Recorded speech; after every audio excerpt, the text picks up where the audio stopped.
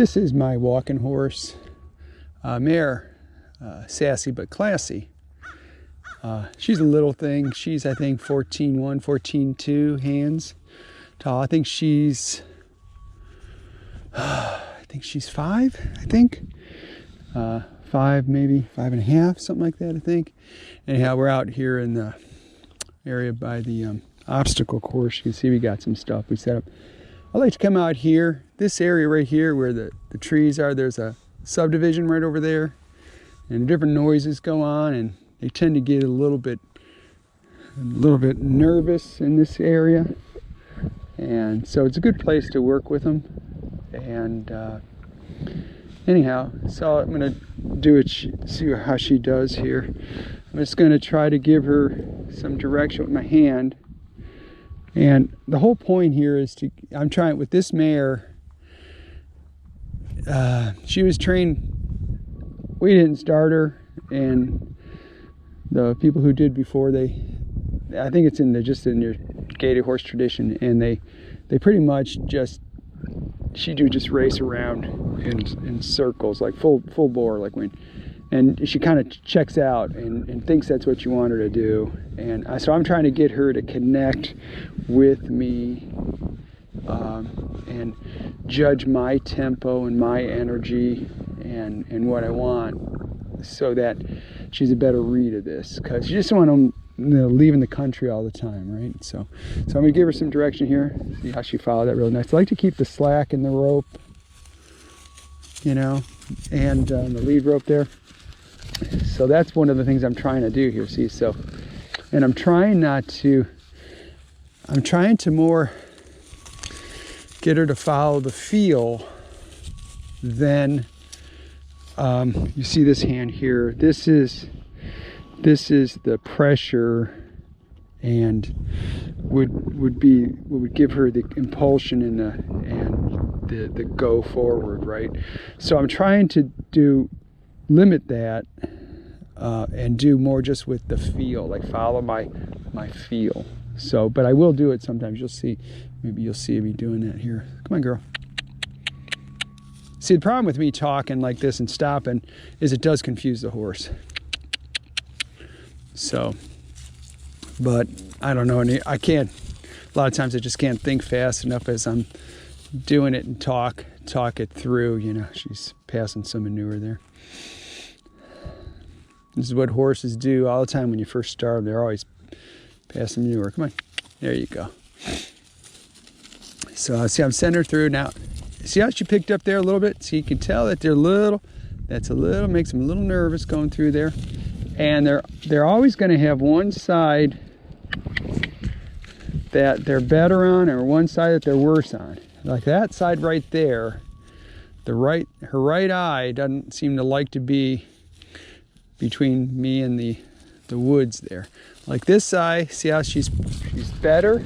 Can you see, you picked up? Now she's still scooted out a little bit there.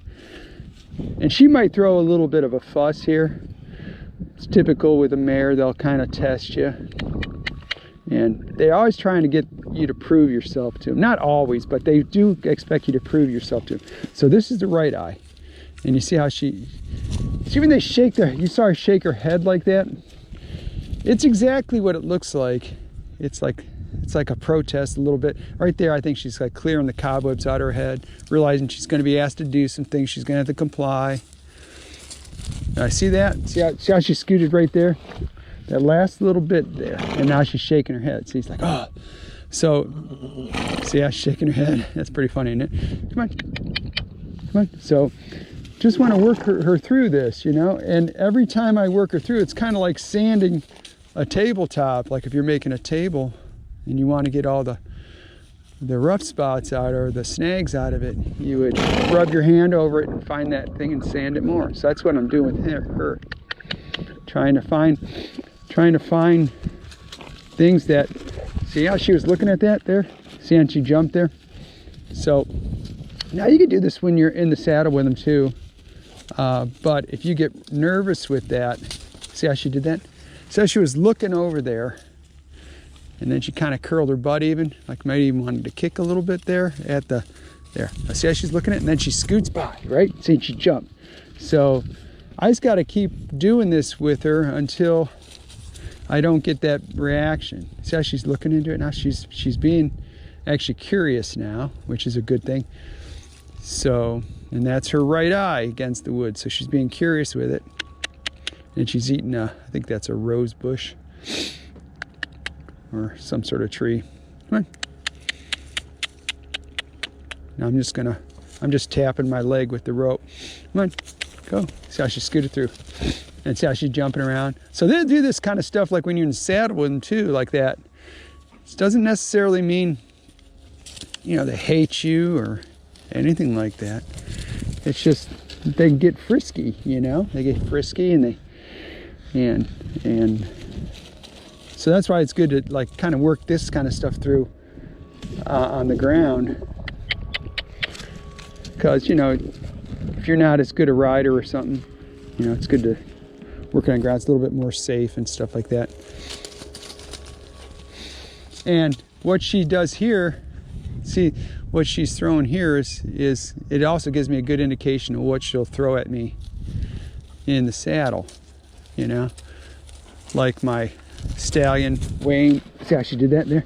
My stallion Wayne, he'll throw certain things at me.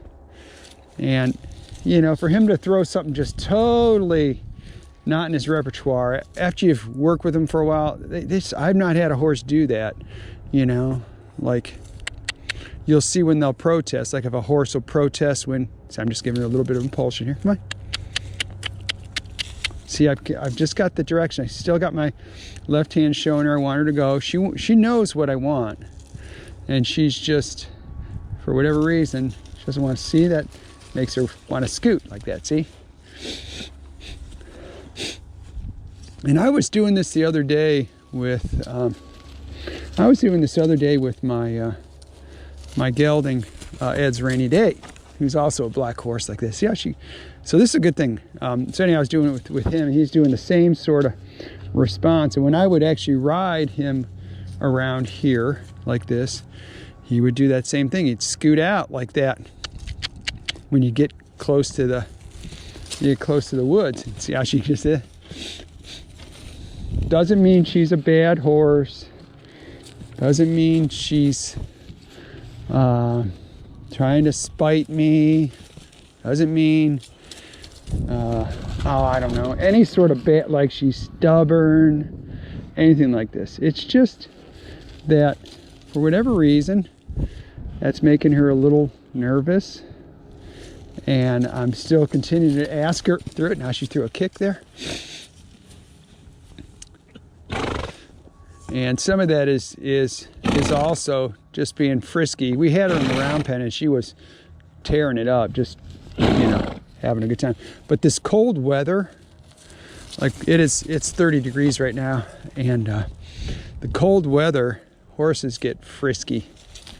Like I said, if you want to put your first ride on a horse, here, do it in July in Kentucky when it's 90 degrees or something like that. The horses don't want to move. They don't want to move out and hustle and stuff. But when it's cold like it is right now, oh my gosh, they're frisky. You know, isn't that pretty blue sky there? Come on, girl. There you go. Good girl. So I'm just going to keep, see, I'm not getting mad. I'm not thinking she's a bad girl. I'm not thinking she's a dragon. I hear people talk about mares like that all the time. I'm not thinking any of that. I'm just thinking I'm just helping her work through this. That's all I'm doing. And I'm just trying to keep, you know, my emotions just real easy, you know. And that's, if you do that, you've got half the battle. It's half the battle. See how she's looking at me? What do you want me to do? Now just go through there. Follow the field. Go through. Come on. You can go through. You don't have to run. See how she's tearing it off though. So I'm going to keep sending her through. And I just stopped her like that. I'm going to send her through. See? Now she's blowing out. That's telling you right there that she's blowing out stress. Okay? I like to think about it like this, like stress in a horse. And I've heard Warwick Schiller talk about Like he has that one story that he talks about where it was his rabbit limit. Like this one lady that contacted him, her horse was fine. It jumped a rabbit here, a rabbit there. It kept jumping rabbits on the trail and it was fine. And then the 12th rabbit, it jumped it. Look at, see, she slipped right there. And then you saw she struck even because it startled her. Anyhow, the rabbit thing is, see, so that's a protest right there. That's telling me, she's telling me I don't want to do this, but I got to get her through it. It'd be really bad to stop on a note like this. But anyhow, getting back to the rabbit story. The rabbit, the 12th rabbit that came out, her horse bucked her off and ran back to the barn. And Warwick Schiller said her horse has a 12 rabbit limit. What I like to think about, I call it like stress buckets or a stress cup, right? And see how she's blowing out now. But they have a stress bucket, and it just keeps building up and filling up. And if you don't do something to alleviate it, one little stress thing, which might normally only be like on a scale of 1 to 10 be a 1 or 2, but if the horse is already at 9, 1 or 2 will cause them to blow. And so I like to try to help them get, dump out their stress. And so that's what I'm doing here. Now, she's choosing to get boogered. If you notice, I haven't, I'm just saying, go through there. I'm just asking her, I'm not like getting real high energy or anything. She's the one who's doing that. And this is the thing, if I just got to get this, I got to get this worked out. If I can get this worked out, it's going to change everything with her. And if I just ignore it, I mean, we could get through with it just by see how she kicked, like, so I pulled her towards me that time. What I was saying is if I don't get this, I mean, it could just kind of maybe go away the more miles you put on her. And I mean, miles are always a good thing. Oh, no, see how she stomped there? So, come on. So anyhow, it could go away. I mean, we could just, miles take it away, but chances are she might just get tired, So I'm trying to get to her brain, because if I can make that light bulb go off in her head where she goes, wow, Ed's not asking that, why am I doing all this stuff when all he wants is this, you know what I mean? This simple thing. When I can get that to happen, everything will change. It's like the cornerstone, And when you find out whatever that is, and it's different with different horses. See, I'm just asking her there. Come on. Now I'm clucking. That's telling her she should be doing something. Now she's blowing out, which is a good thing. She wanted to eat there. I don't let them eat. It just becomes a real problem. But they'll eat like stress eat. Like that's a help, like a stress reliever. But if you let them do it, they'll do it all the time, and then they'll start to not listen to you. I've seen some people teach them a command to eat, like where they can eat. I've just not done that yet with a horse. Yeah, I could see it being a useful thing, like, okay, eat or whatever, like you do with the dog. Okay, like give them an okay command and they would eat, something like that. But I see how she turned it around like, nope. See, so she really hasn't, it hasn't clicked with her yet. So I'm just gonna keep doing her like this, and come on, girl. So, come on, girl, you got it. See, she's just trying to get her to follow that feel. Come on. There you go. Good. But see how as she's scooting through, she still wants to kick out and all that kind of stuff. It's that heightened energy, heightened nervous system that's going on with her. She's like, but this blowing out is really good. on, girl. I'm going to go to this other section here, try a little bit different section. And see, now I'm actually kind of with the rope here, stopping her, and then use my other hand. I'm kind of side passing her there. See that? Good girl. Good girl. Good girl. And this is another thing, like asking her to do that. She had to concentrate. Okay. If